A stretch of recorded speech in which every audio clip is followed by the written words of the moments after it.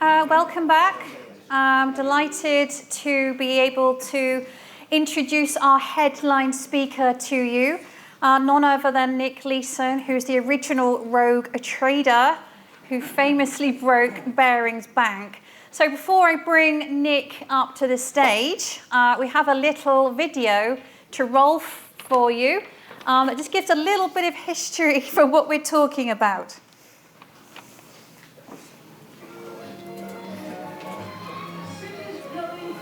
And dry owes a good deal to young people.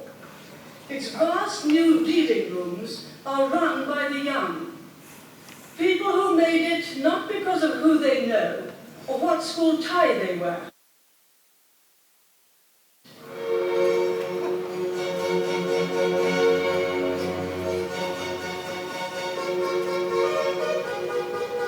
And now it's the great pleasure.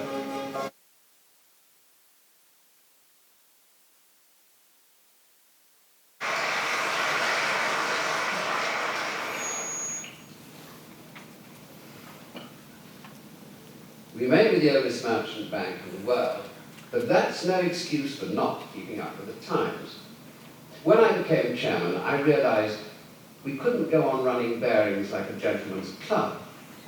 We had to look beyond our traditional recruiting grounds, the old school tie, to seek out a new and hungrier breed.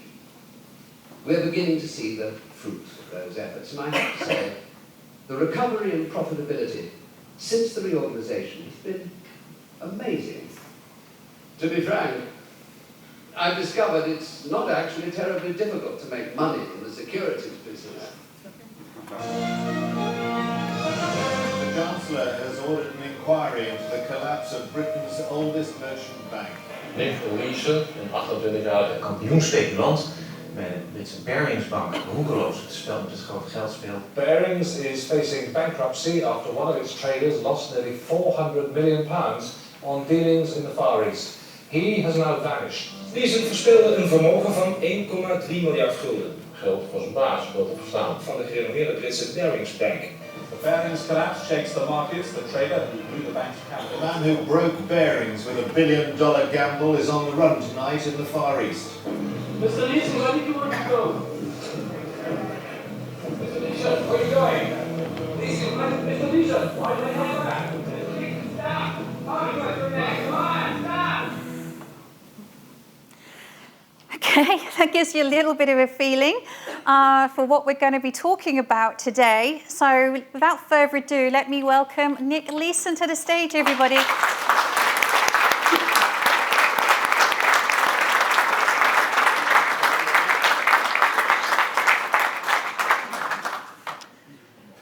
Nice to meet you. Thanks.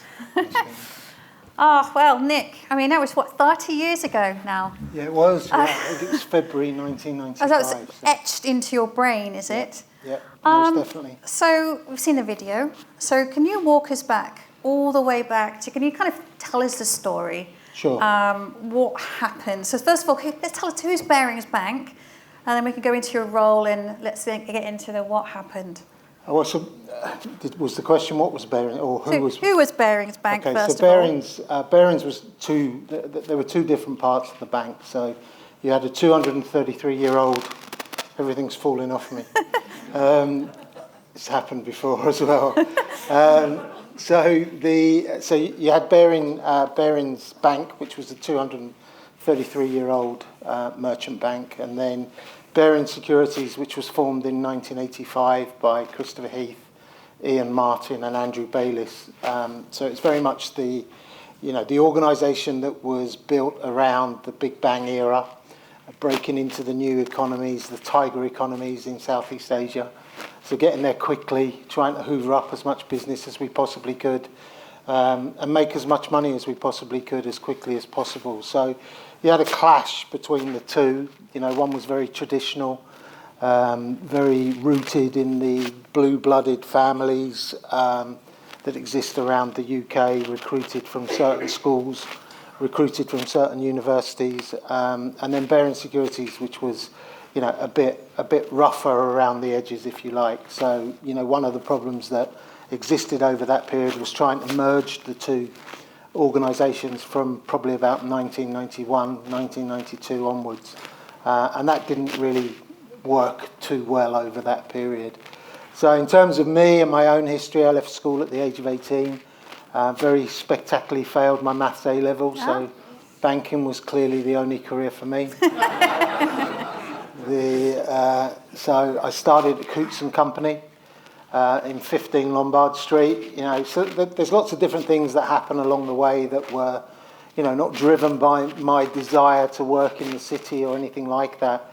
There was a certain amount of fate or opportunity that occurred along the way. When I was offered a job at Coutts, you know, the majority of the branches were in the West End, so in Cavendish Square or Brompton Road or one of those sort of places, but they decided that they wanted to put me in 15 Lombard Street, so right in the heart of the city at that time.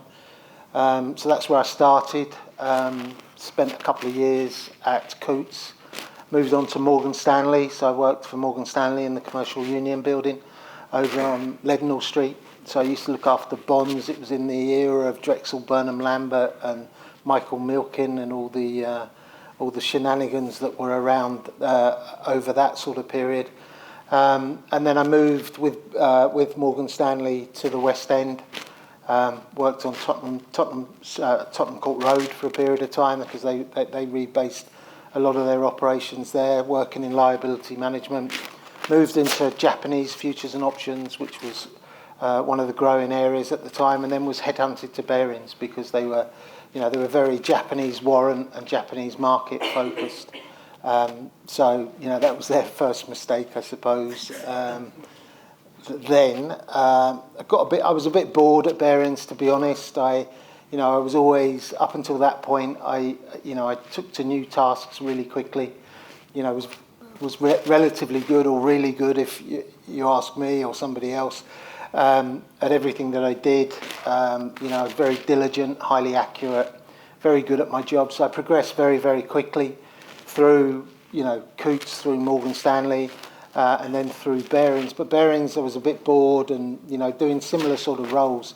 So unless they were going to give me something else to do, I said that I was going to leave. So they had a job for me down on the Sydney Futures Exchange in Australia that was, earmarked for 6 months in the future. So in order to hold me there, they asked me if I'd go to Hong Kong to sort out a problem they had in Hong Kong. So I did that. I didn't really enjoy Hong Kong.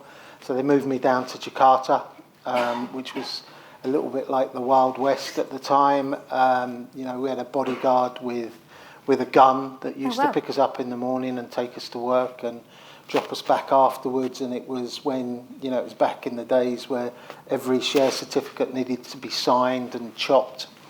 So when we were buying stuff from the exchange, it would normally come through in bad form. And we used to have to go around with big suitcases or big briefcases, sometimes a suitcase, to be honest, with lots of different bearer certificates and get them signed out in different parts of Jakarta, just in order to get the money. So I was there for about a year, moved back into business development. There was an opportunity in Singapore which sort of encompassed my previous experience of futures and options, working on the trading floor. And so I moved out to Singapore in early 1992, March or April 1992, and that's when everything started to go wrong. So I think in that era, we've been talking a lot today about culture, and I think we can probably look back, the culture at the time, probably in financial services. Yeah. If you're making money, people potentially don't ask too many questions, make me more money, or whatever the case. So is this how it started? Was it kind of the first of all, the culture just was said, we're going to make money. Yes, we might have some risky trades. Yes, there might be some things, but what started this kind of where does your story begin, if you like? So we've got the Barings backstory, your story. We've dealt with the good bit. So it's not so much that for me it was about risk or anything like that. For me personally, it was about opportunity. So, I've gone from the Big Bang era, and I was talking to a recruitment specialist this morning, and for for the slightly older people in the room, they'll, you know, when you used to get off the tube at a bank station, you'd be handed a Time Out magazine, and, you know, there'd be one little article in it, and then there'd be, you know, 50 pages of jobs, because there was, you know, there was an awful lot of demand but very little supply.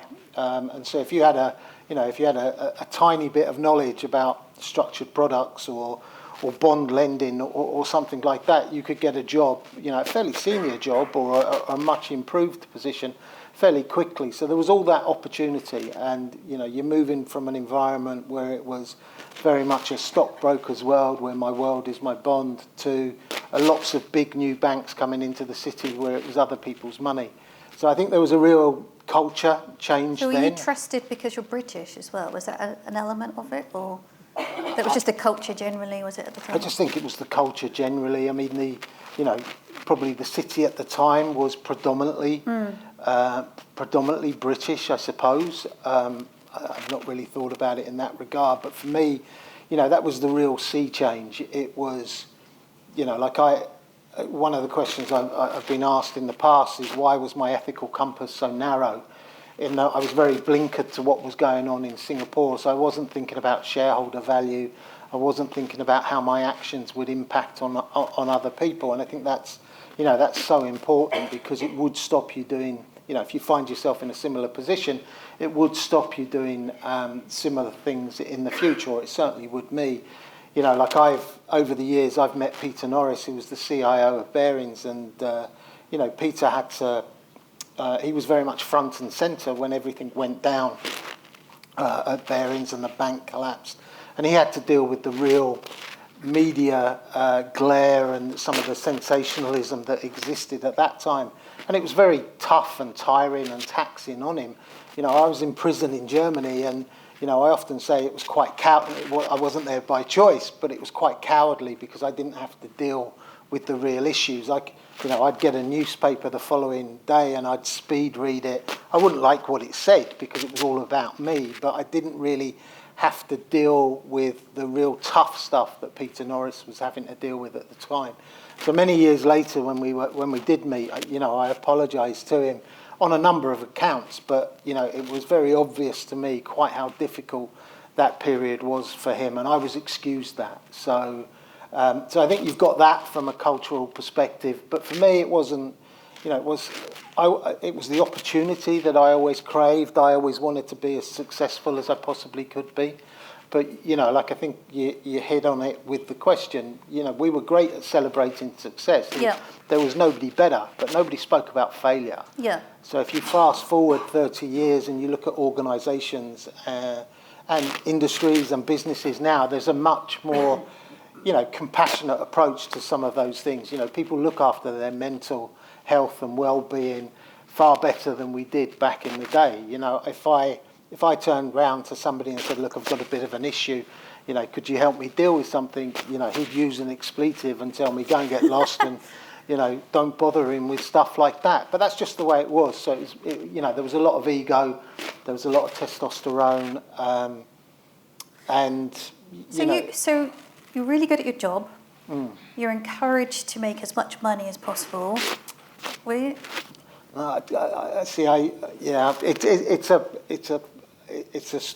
part of the story that people always push. So, you know, like, I'm not going to sit here and blame everybody or anybody else. You know, it wasn't pressure to perform. Okay. You know, the pressure to perform, if anything, was personal. Okay. Because I wanted to be successful. You know, I come from a very working class background, grew up on a council estate around Watford. You know, it wasn't the roughest place in the UK. It wasn't the safest place either. You know, you needed to know how to look after yourself.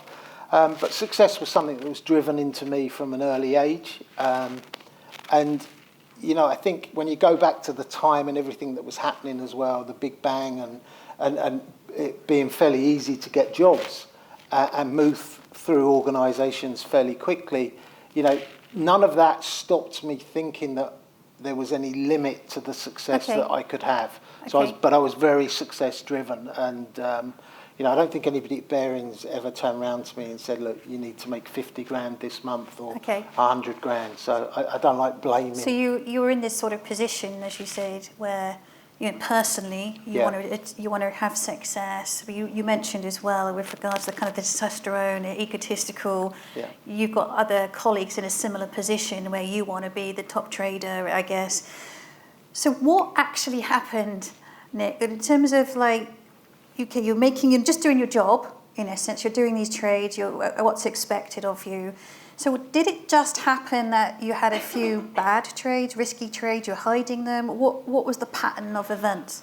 Well, I mean, I think that there's a phrase that says everybody reaches their own level of incompetence. I did that in Singapore, and I didn't have the management expertise at the time to deal with the situation that I was in. I was running the trading floor, I was running the futures and options operation for Barings, so there was nobody else. I was the top dog in that operation. I was 25 years old, but like if you, maybe not today, but if any other time during my life, if you'd given me that opportunity, I would have grabbed it with both hands. So you achieved a lot. Bear in mind you're 25 at this point. Look, that was quite astounding to think you were in that position. I was the ascending star within the organisation. I also had a very spectacular fall from grace, and some of that is down, to a lot of my own personal failings.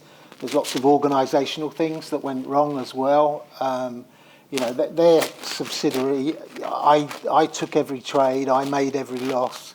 I hid the errors in the 5/8 account, so I'm fully accountable and responsible for that, for what happened to the bank and what I did during that period. But there are some supporting acts, and you can't ignore them totally. Culture, conduct are some of those during that period. There's a lack of systems, processes, and controls. There's a lot of people not doing their jobs particularly well. Lots of operating in silos. So what happened in Singapore at the time, just to paint a picture, so you see. This is going because I lost that thing at the beginning, I think. But I lose a lot of different things over the years. So that's the latest. That's the latest. Do you want a one. handheld? No, is I that don't okay? mind. As long as it's not affecting anybody else. So in Singapore at the time, it was an open outcry market. Everything's done by hand signals. So if you're trying to trade in the open outcry market, eye line is important. So I might be thinking I'm trading with you, but the person behind you thinks they're trading with me. There might be price discrepancies born off of the hand. So you've always got errors that you need to make good during the day, and the idea is that you match those as quickly as possible. The rule is usually a 30-minute period, and you match those as quickly as possible so that you can deal with any out trades that you've got. The problem was the Nikkei 225 was at a record high, trading around 39,000, and it started to fall. So the first thing that happened in Japan is that the circuit breakers kicked in. The market could go down 700 points, that would be limit down, and then the market wouldn't open again that day. So in Singapore, they had a comparable market. It was only half the size. So that what happened was all the volume shifted to Singapore. So we'd only just arrived there. Morgan Stanley arrived the same week. It was quite a small, inexperienced market. It was trading 2,000 contracts a day. And then overnight, it was trading 25,000 contracts. So it couldn't handle the volume. The systems couldn't cope. Systems would break down. It would often take them 11, 12 hours for the systems to come back up. So rather than matching trades within a 30-minute period, it was taking us 14 hours. So we didn't realise that we had an out trade until very early in the morning, say 2 or 3 in the morning. Wasn't my doing, but it was somebody that we'd just recently employed because it was a new operation. She picked up the phone. She passed the signal the wrong way. But she shouldn't have been picking up the phone, but we were overrun. And so when we realised we had this error at 3, 4 in the morning, the process is you try to cut the error as quickly as you can. The market's closed, so there's nothing you can do there, and then you refer it up to your line manager. Now, my lines of responsibility were very fractured and all over the place. But the immediate person was in Singapore, a guy called Simon Jones, who was the head of the operations department. So the very next morning, 7 o'clock, because I used to be in work every morning at 6:30, 7 o'clock. I went in, I saw Simon, told him that there was an out trade, that there was an error. He asked how much it was going to cost. I said about $10,000. And he said, refer it to Andrew Bayliss. So Andrew was the head of trading in London, so he was one of the founding fathers of Baring Securities. Very experienced guy. Went on to run a few banks in the UK afterwards, and Andrew was in bed, right? So it's 6 or 7 hours until Andrew's going to be in at his desk, and you've got this dilemma. And I'd seen it so many times before working in London, especially in Barings, not so much not at all at Morgan Stanley, but I saw it a lot at Barings, where somebody in Tokyo would make an error, it'd go into an error account, it'd stay there for 2 or 3 days, maybe a little bit longer, they'd close the trade out, the loss or the profit would be realised, and nobody would really say too much about it. So I'd seen it happen so many times, and now I'm in that awful position where you've got this dilemma where you have a position, the market's going to open. I don't know how badly it opened the next day, but it did gap down a little bit. The position's even worse. I've not cut it. I'm now more complicit in the error. I've not referred it to Andrew. And by the time Andrew's going to be at his desk in 5 or 6 hours' time, the position's just got worse and worse and worse because the market was limit down a lot during that period. So I'm far more complicit in it now. And that's when it went into the illegal 5/8 account. Well, it wasn't illegal at the time, but it went into the infamous 5/8 account. And that's where it started to build. And, as much as it's described as my account, if anybody else, we'd have 5 or 6 order fillers in the pit. If somebody else made an error, it would go in the 5/8 account. So it was a catch-all account for everybody. But obviously it was hiding my loss. One error, or did you repeat this thing multiple times? Did you kind of think, got away with that, I'll do it again? Yeah, I think, if you read some of the books that are written, it gives the idea that there was a lot of doubling down on the position, and there was definitely an element of that. But, it's not a joke, but, sometimes people who come from more of a trading background, often ask me, what was the trading strategy? And there wasn't one, right? Because it was really just a cash play. I needed cash to bring the 5/8 account back down to zero so that when somebody looked at the balance sheet, it wasn't going to trigger on the account balance line, and the accountant who would come down and get the balance sheet on the last day of the month. So we had a separate balance sheet, separate system. So it was all very fragmented systems. So you were hoping that over time it would catch up with itself and correct itself, and no one would be none the wiser, so to speak. I mean, when you sit here and you look back, that was the case. But at the beginning, you're expecting a knock on the door every single minute of every single day. Every time the phone rings, you jump up because you think it's somebody who's going to expose the 5/8 account. Because, when I worked at Morgan Stanley, if your positions didn't agree, you didn't trade that day until the positions agreed. And, it's a black and white rule. And the positions never agreed in Singapore for a 2.5-year period, right? Because nobody did that simple reconciliation other than me and the girls who worked for me, who were very much influenced by what I needed them to do. It's not so... The important part, so you survive minute by minute. And genuinely, you're living on your nerves, and every time the door opens, you think that's it. Somebody's going to ask you a decent question about what's going on, why... So you're just hoping that people wouldn't notice, or did you not want to kind of hold your hand up and go... I know. As much as I spoke to you at the beginning about success, combined with that was a massive fear of failure. Okay. So personally, that was the one thing that I couldn't deal with. So, as much as I would have liked to do that, and as much as I might have tried it once or twice, I always stopped really, really short of actually doing it. So, I couldn't deal with that failure. And as I said, failure wasn't something really that people spoke about. And so it was always a case of, if I could survive for a little bit longer, that would give me more chance to solve the situation. So after people don't knock on the door and they don't ask those questions and they're not doing the reconciliation, you start to think, okay, well, maybe I've got a few more days to solve this, and then you go through those few more days, and still people aren't asking the right questions, and you think, well, maybe I've got a week to turn this around.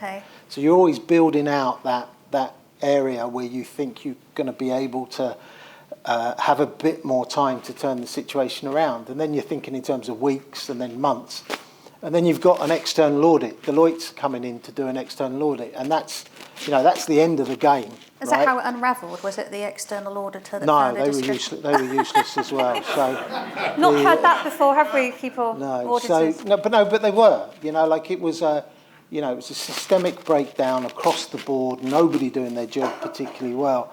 But for me, it's an external professional body coming in, and they're going to expose what's happening. So that's the absolute limit of what I'm going to be able to do. And that was September of 1992. The loss is $5 million. I've got no way of hiding it. I've been posting silly little journal entries, debit the commission income account, credit the 5/8 account to bring the account down to zero. But there's no money left in the commission income account, so I can't do that anymore. The auditors are there, so they're doing their pre-audit stuff in the last week of September 1992. Loss is $5 million at this stage, so it's escalated quite quickly. And very last minute, I phone up the treasurer in London, who I've never really spoken to before, a guy called Tony Hawes, who'd been in the bank for 30 odd years, was a career treasurer, and I said, look, I need $5 million. And he said, what's it for? And I said, there's some extra volatility in the market, the exchange are looking for additional margin. And he swallowed that. And he sent me $5 million. But the $5 million, I post the journal entry on the 30th of September. The money doesn't arrive till the 1st of October. So when the auditors are doing their year-end audit, they find that there's an intercompany discrepancy of $5 million. And they put it down to a foreign exchange discrepancy. So that's how I survived the 1992 year-end audit. It was Deloitte who decided it was a foreign exchange discrepancy. And then it just continued to escalate? Yeah, May of 93, it's in a profit. So I've made £250,000 that I need to get rid of, the options. So I started to sell options to bring the balance down to zero.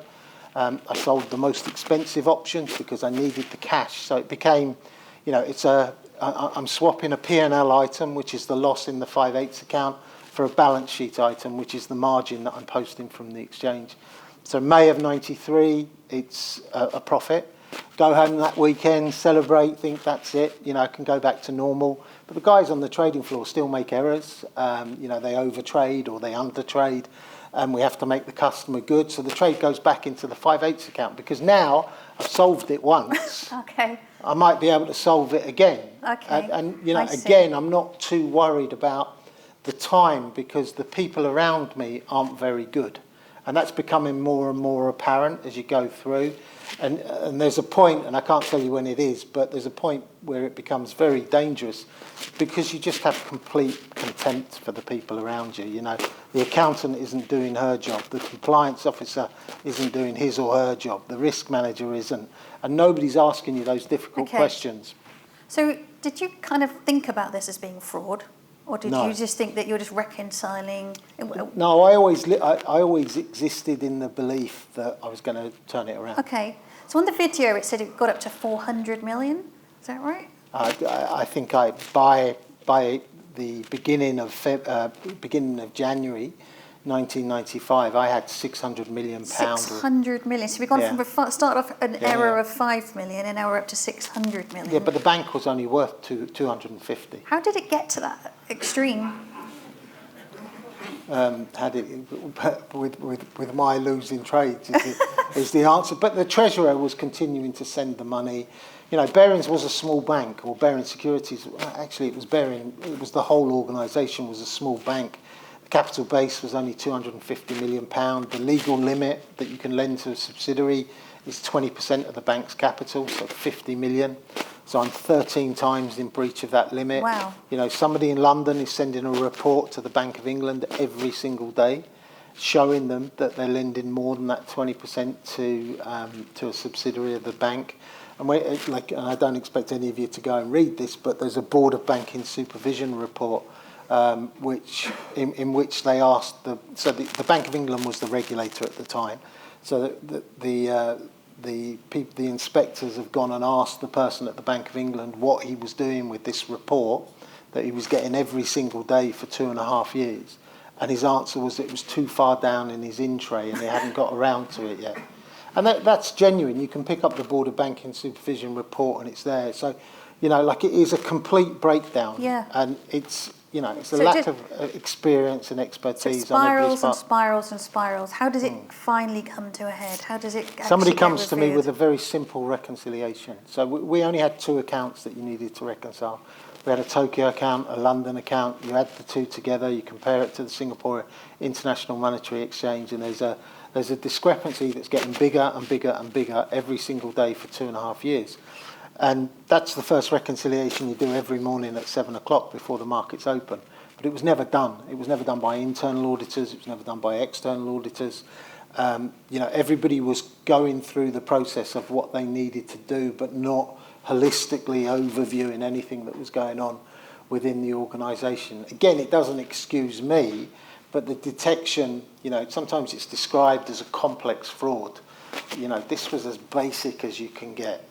And, it's only because of the negligence and incompetence of everybody around me and my own that the story got as out of control as it possibly, as it did and as it possibly could at that particular time. And then the video that we showed, it said you were on the run. Was that, you panicked? What was kind of the story there? Yeah, Technically, I was on the run. I was asked by somebody this morning. I was talking to somebody on a radio program, and they said, "Well, did you have a plan?" And I didn't have a plan for any of it. From the beginning, I didn't know how weak the controls were going to be. I didn't know how poor the people were going to be. It genuinely was that case of living on your nerves and surviving as you go. Now, when somebody brought me the reconciliation, which, it's very black and white, right? 1 and 1 doesn't equal 2. Can you explain the difference? There's no way to explain it. It's an illegal account. It's a huge account. It's the reason why you've sent me 650 million over the last couple of years. And, there's no getting away from it. So, then you've got a question mark over what you do next. I'm in Singapore. It's a quasi-police state. I've spent a bit of time in a cell because I mooned somebody in a bar. I have a history of doing stupid things, but so I've spent a night overnight, and I don't want to be going back there. It was rough, Okay. and my cellmate wasn't the nicest guy on the planet. So I don't want to get back into that scenario. I'm with my wife at the time. I also don't want her to be kept, which was probably would have happened in Singapore, because there was one guy who had his passport taken for about 9 months until I came back to Singapore. And I didn't want that to happen to Lisa at the time. So, it was get out, let's work out how bad it is. I didn't expect it to be quite as catastrophic as it was. I knew that there was going to be a loss. You could roughly equate it to the amount of margin that I had, which was the 650 million figure. But I didn't know how poorly capitalised the bank was. They borrowed the money. They were borrowing it from Barclays. They were borrowing it from Citibank in order to feed me in Singapore. And they went to the stock market and issued a bond for £100 million as well. So, so many red flags along the way that should have suggested that people investigate a little bit more, but they never did. Yeah. I want to get to the audience questions in just a moment, but can you just bring us up to, so you did serve time in prison. What were you convicted of? So we were arrested for when we got to Germany, which is the place where we were stopped. So again, there was no plan. The plan was to, or if there was a plan, it was to meet a friend of ours in Thailand at the weekend. He worked on the trading floor, so he'd be able to tell us quite how bad it was.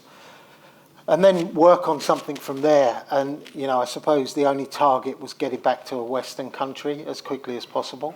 So whether that was Australia, New Zealand, or it was back to Europe, it was, a decision hadn't been taken. We didn't have a lot of money with us.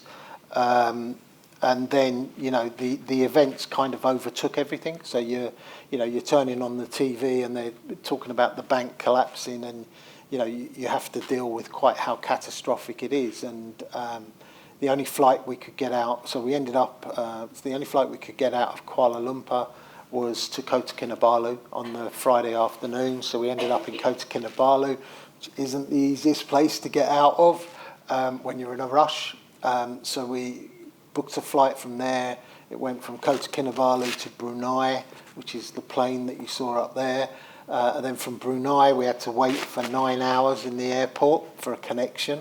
So they had these little airport hotels downstairs in the hotel. So we stayed in one of those for 9 hours. Because every time you went up to the general area, and there was a TV above every one of the boarding gates. It was my face that was on the TV. Okay. So you just, you know, and you're trying to be incognito, which is pretty difficult. So we stayed in the little hotel place for 9 hours. Then we did the walk of shame, if you like, or whatever you want to call it, out to the boarding gate. Somehow managed to get on the flight. And then when you get on the flight, everybody's getting a newspaper. So whether you're getting an English newspaper, an Italian newspaper, or a Malaysian newspaper, my face is on the front page of every single one of those. So you're trying to sit on the plane and behave normally. And then from Brunei, it went to Bangkok. We had to get off the flight in Bangkok and get back on it 2 hours later. And then it went to Abu Dhabi. And then we arrived in Germany, where I was arrested. So I spent 9 months in prison, or 8 months in prison in Germany, whilst we were fighting extradition. The Singaporeans said we were travelling on false passports. We weren't, but that was what they used it to get Interpol to stop us. I wouldn't have known where you get a false passport. I could probably tell you now, but you know, I wouldn't have been able to get one at the time. So they changed my charge to cheating. So I was, so they 7 charges of cheating, 1 of forgery, and you know, they arrived in Singapore. The Singaporeans arrived into Germany that day to take me back. The German judge wouldn't allow me to go. He didn't even bother to ask me. He said, "You're not going. They have to prove the extradition treaty and everything else, and we have to go through the process here." So I was put in prison in Germany, in a medium security prison, for 8 months, and then probably after 6 months we started to negotiate with the Singaporeans. We agreed a maximum sentence. I had to do a couple of other things. I had to pay £250,000 towards the police costs, and I had to apologise to the Singaporean people for my actions. Wow. So, yeah, I'm keen to get to questions. Can you just bring us up to speed, just in terms of how did it shake up the industry? What kind of happened? Yeah, well, look, Barings was, from that point on, Barings was described as a wake-up call that nobody would ever forget. I think, you know, if you look back over the last 30 years, there's been a lot of forgetting done. There's been other rogue trading scandals. There's been FTX. You know, Credit Suisse was a customer of ours at the time. It was always a poorly run bank. It was always on the periphery of every single issue that you can imagine in the financial services sector over the last 20 to 25 years. So lots of messages that were ignored. You know, incompetence and negligence, more so negligence, always comes back into play when the markets are going well and everybody's making money. You've got the Macquarie Bank issue that happened just a few, probably 20 months ago, where they had 450 fictitious trades marked against somebody who was losing some money within the organisation. So, you know, that does prompt how many issues are there still within the industry. You know, the key part of the trades is that they were fictitious. So what were they reconciling them to? You know, who was looking at the counterparty risk and trying to understand that, because there was no trade, right? So it's amazing that can happen sort of 28 years after the collapse of Barings. But, you know, there's always going to be an area of the industry that's a bit weaker than others and is open to abuse. I think crypto's probably the obvious choice at the moment. But yeah, no, look, it's compliance of, like, we had one risk manager, we had one compliance officer. I think they were the same person because it was cheaper that way, and they never had any.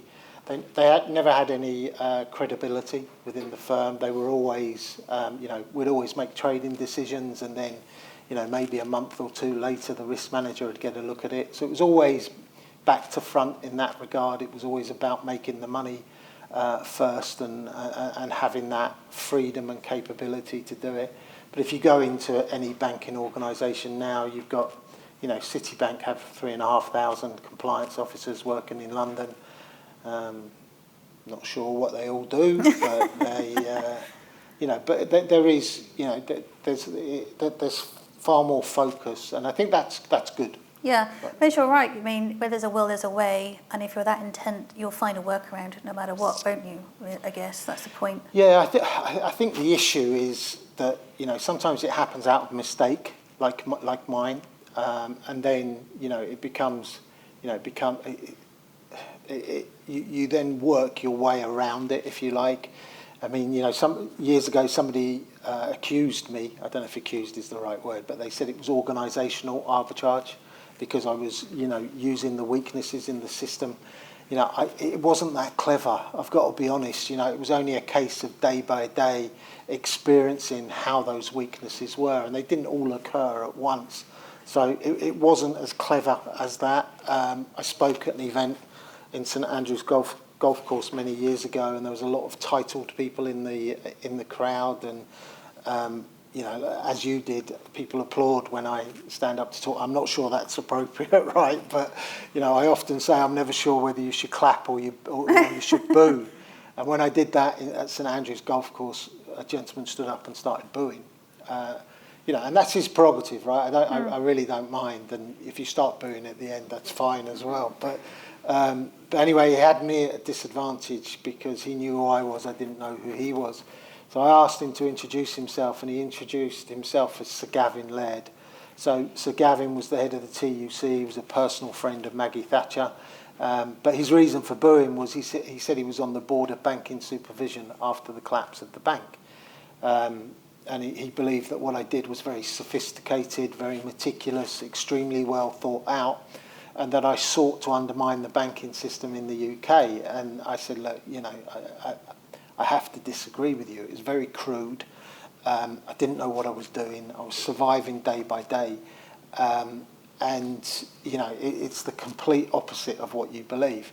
It actually became the easiest after dinner I've ever done, because the audience started to ask Sir Gavin questions rather than me. So, well, I think that's a nice cue for this audience. Yeah. Let's go to questions. Who's got... Okay, can we just bring the microphone down? There's one coming down for you. Thanks very much. Hi, Nick. No, obviously very interesting. I was going to ask you a question about bearings and the risk management, but I think you pretty much answered that by saying there was one guy doing two roles. Yeah. You're a rogue trader. You've got Lehman Brothers, one of the big casualties of 2008. You mentioned Credit Suisse, and there's others along the way. In your opinion, you've said obviously you think that compliance and regulation got better, risk management got better in banking. But it's, okay, you're a rogue trader, so it's slightly different in your scenario, but certainly in 2008, Credit Suisse, excessive risk-taking brought about collapses. Do you think that in financial services, in financial industry, there'll ever be a situation where excessive risk-taking will actually be managed effectively within either an organisation or in the industry? Yeah, I mean, organisations do differ. I mean, Barings was a very poorly run organisation at the time and just didn't have the systems and controls in place. So it's impossible to tar everybody with the same brush. And certainly, my background was Morgan Stanley, and they were a super efficient, well-run organisation. And they haven't had too many issues over the years. They still use the same settlement system now, today, that they used 30 years ago. Right. They've just improved and improved and improved upon it. And I know one of the guys who was behind the building of it. I don't think the industry is ever completely safe. I think it's streets ahead now of where it was back in the 90s, and that's because of the quality of people. The quality of training that's given, like I was never given any training. There were never any rule books. The person who sat next to me told me what to do, and that's how you learn. And a lot of that is now questionable, I'm sure. But you're always going to get areas that are going to be at risk. A risk manager has to be in place now for every business decision. So it's whereas a risk manager was never ever spoken to back in the 90s, that they now are part of that decision making, whether a business decision is going to be taken. So that's a huge improvement. I think you go through a period and it's weird, like if I go back to my time in Barings and being in Singapore, all of those organisations would have employed me, right? Because everybody believed the success story that surrounded me at the time. Lehman's, Societe Generale, they could have all had problems far earlier than they did if they managed to recruit me, but they just didn't during that period. Because everybody thought every time they traded with me, that they were losing money and that I was making a fortune because everybody was buying into the success story. We won awards at Cymex for the highest customer volumes.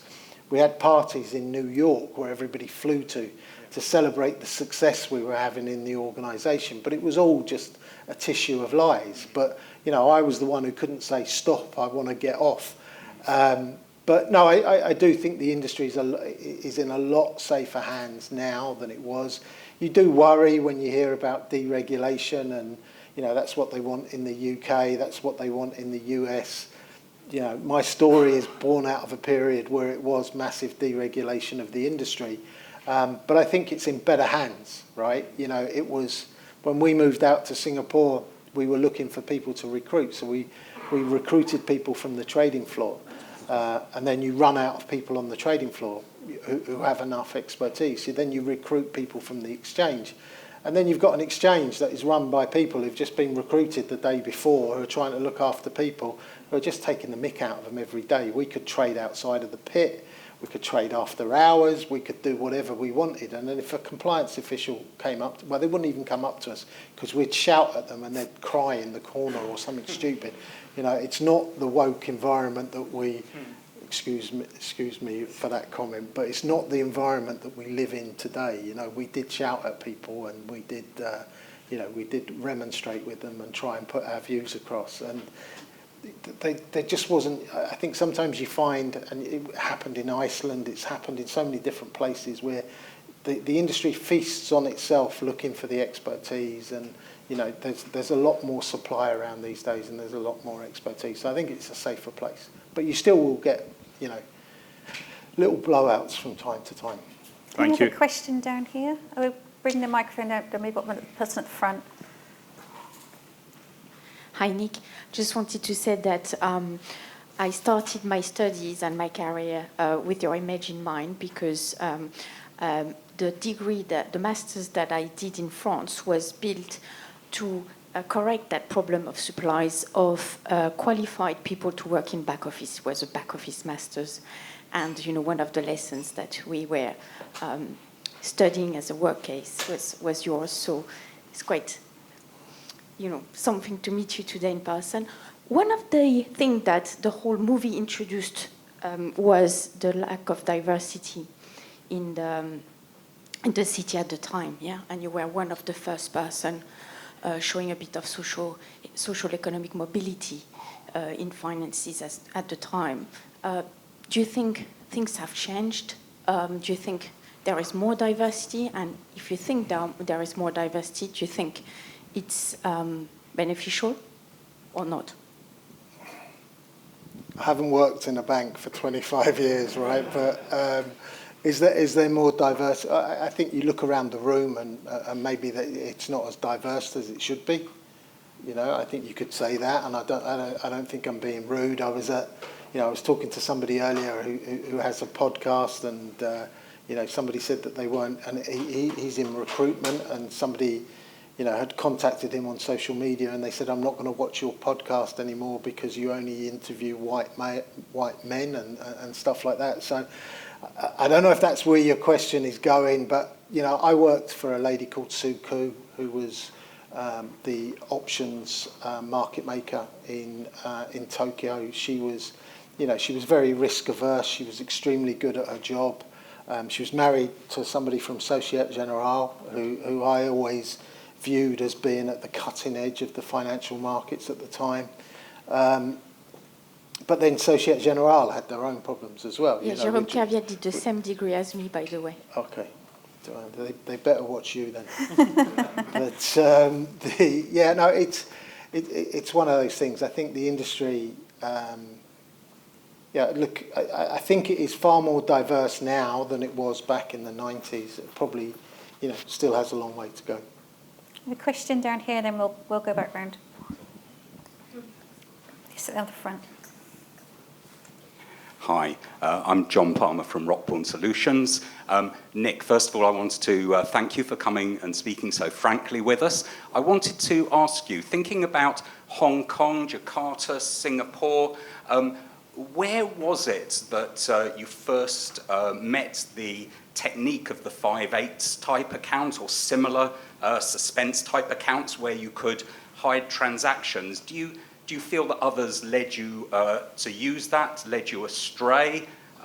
What can you say about that? I don't think they led me astray. That wouldn't be fair. It was just, I think, people are very influenced by what they see and what they hear.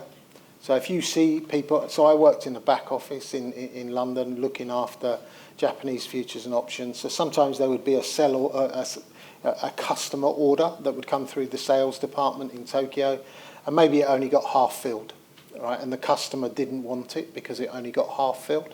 So it'd go into an error account and it'd wait there until it was completed. And if it didn't get completed, then the client might DK it, and you're going to have to close it, right? So there were lots of instances like that. So that you've got the sales team doing that, which is an abuse anyway, where the sales team are putting trades into error accounts. But you've also got the traders who might have made an error, goes into a different error account for a day or two.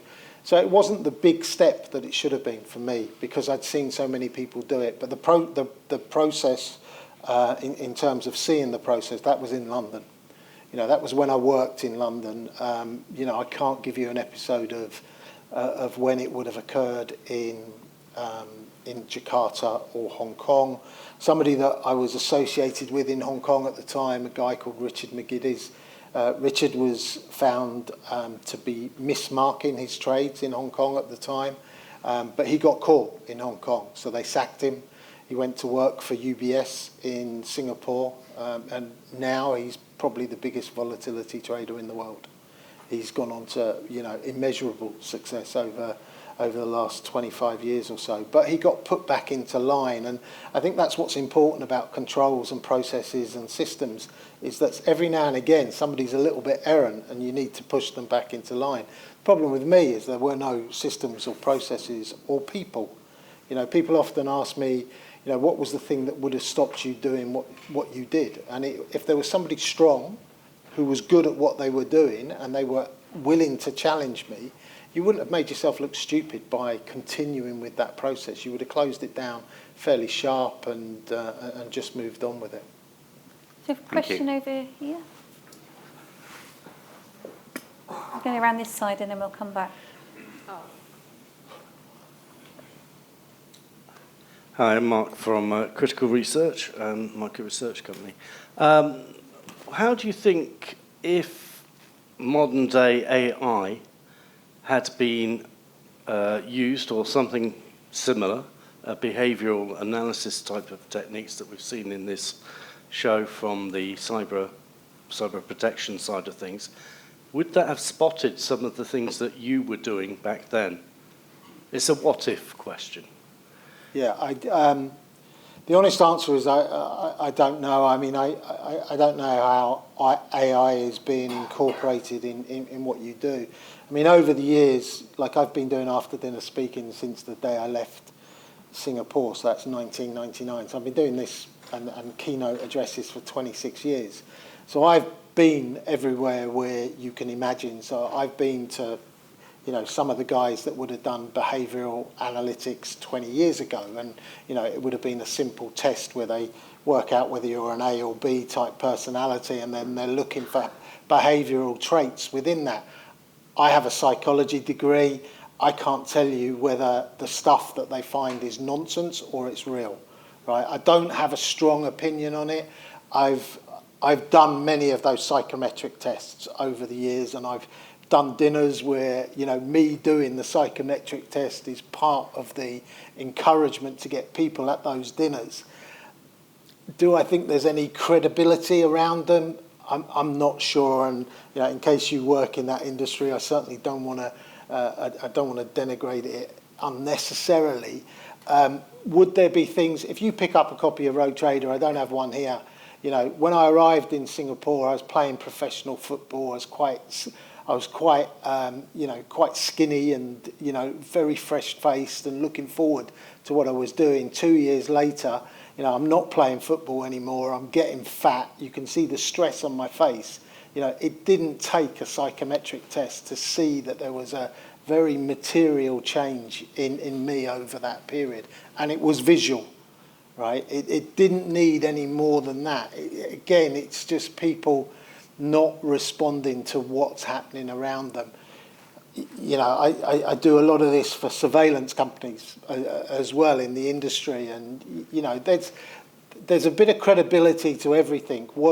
I used to go into the office at 7 in the morning, and then I'd be the last one to leave there at 2 or 3 in the morning. When it was all going bad and getting really, really bad, I never went to the office in the morning. I'd go straight to the trading floor. I'd disappear at lunchtime, which was 11 to 1. At 3 o'clock, you wouldn't be able to get hold of me after the markets closed. So the change in behaviour over that period was huge. And, there were so many different things that could have highlighted that. And I'm not sure, that AI is going to provide a better tool into that in terms of what you or I see as a human being. What I was meaning was, at one point I was running a mortgage. I've written a program for a mortgage system, and one of the things they wanted to spot was money laundering, and I found a way of doing it. Basically, you're looking at the size of the transactions and frequencies, and you do a bit of analysis on that, and you just flag up various accounts as being suspicious. And I agree entirely, right? And I'm representing somebody at the moment who we've taken the case to the Financial Ombudsman. He's lost £1 million through a high street bank in the UK, where he's he's never had a transaction bigger than £3,000 in his account, yet over a 5-month period, he's cashed in his pension, he's sold his house, so he's taken in 900,000 and paid 900 out to a scammer in Hong Kong. Now, that's just such a blatant break of so many different AML and just common sense rules. How can the in-out transactions? So, and I applaud you for coming up with the system, but Lloyd's weren't using it. I can promise you, because I've said you can see this bank statement where he's got 3 grand in, 3 grand out, and then one standout transaction of 100 grand in, 95 out, to a bank in Hong Kong that he's never heard of before. It's not even Hang Seng Bank or one of those. It's Kwok Wai Bank or something in some backwater in Hong Kong. But Lloyds haven't spotted it. So I don't know. But there's my rant for the modern day world of banking over. We can do one. I know we've got a few people still got questions, but we're nearly out of time. And the guy was 62 years old, so vulnerable. So we'll do these 2 people, and then we'll have to call it a day, I'm afraid. But the person at the back, and then this person here. Is that all right, Nick? Yeah. Thank you. That was such an interesting talk. As someone who worked in London in the 90s, it's great to hear from you, and so frank. I sit as a director on a board, and obviously such a spectacular collapse is just our stuff of nightmares. And you've touched on sort of contributing factors, like working in silos, insufficient auditing, and obviously things being very low down on the in-tray. What do you think are the biggest sort of contributions to this sort of thing? I mean, for me, I always think it is down to culture. If an organisation's culture is unhealthy or would sort of allow working in silos and this sort of thing, I think it's more likely to happen. Just to get your wisdom on it. I don't know if I have any wisdom, but I think it's important that any organisation encourages professional scepticism. I think if something looks too good to be true, it usually is. But I just think professional scepticism in your everyday work. But you have to combine that with an environment where people are willing and encouraged to ask questions, and And that means that you have to have some psychological safety. I mean, one of the things that really worked in my favour during that time at Barings in Singapore was that Simon Jones, who was the head of the operations department in Singapore, wasn't a nice person. You know, he would regularly ridicule people in front of other people in the organisation, and he was the point of referral. I guarantee you, out of 150 people, not one person would have uttered a word to Simon. So that completely worked in my favour throughout that period, and so that's why nobody challenged me.